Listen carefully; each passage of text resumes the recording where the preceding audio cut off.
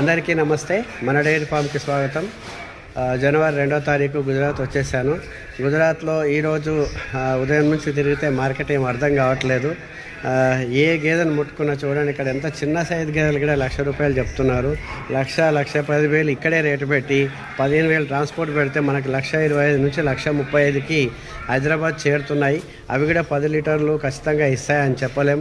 కాబట్టి రేట్లు చాలా పెరిగాయి.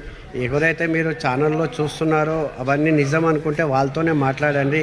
లేదా 4 రోజులు నేను గుజరాత్లో ఉంటాను, ఎవరైనా రండి, నేను ఇక్కడే ఉంటాను. మీరు వచ్చి కనుక మీరు అన్న రేట్లకి, మీరు యూట్యూబ్లో పెట్టిన రేట్లకి గేదెలు ఇప్పిస్తే కనుక నేనే 100 గేదెలు కొనుక్కుంటాను. కాబట్టి గుజరాత్లో పరిస్థితి మారింది. హర్యానా ఎట్లా ఉందో నాకు తెలియదు, నేను వెళ్ళలేదు. కాబట్టి జాగ్రత్తగా కొత్తగా వచ్చే వాళ్ళు ఇంకా ఆలోచించండి. ఇది నేను ఒక రైతుగా 15 సంవత్సరాల నుంచి డైరీ నడుపుతున్నా, తర్వాత ట్రేడర్గా మారినా మీ గురించే. కాబట్టి ఒక 2-3 నెలలు బిజినెస్ లేకపోయినా పర్వాలేదు, కానీ ఇలా ఇంత రేట్లు తెచ్చి గేదెలు ఇస్తే మీరు కూడా చాలా ఇబ్బందులు పడతారు. ఎవరైనా కొనాలి అనుకుంటే ఈ రేట్లలో కొనాలనుకుంటేనే గుజరాత్ గేదెలు తీసుకోండి, లేకపోతే కొన్ని రోజులు ఆగండి. లేదా పాలు కావాలి అనుకున్న వాళ్ళు మాత్రం 1, 2, 3 కలిపి చేసుకోండి. ఇంకెవరికైనా గేదెలు కావాలి, నేను 3 రోజులు ఉంటాను, వస్తాన్న వాళ్ళు రండి, మిగతా వాళ్ళు నాకు ఫోన్ చేయండి. చూడండి, క్వాలిటీ ఉంటేనే నేను గేదెలు తీసుకుంటా, లేకుంటే లేదు. ఖాళీగా హైదరాబాద్ వచ్చినా సరే నాకేం నష్టం లేదు.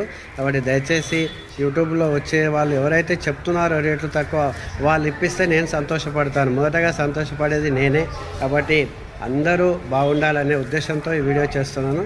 దయచేసి ఫేక్ వీడియోలు పెట్టి, ఫేక్ క్యాప్షన్లు పెట్టి ఇబ్బందుల పాలు చేయకండి రైతులను. అందరికీ నమస్తే.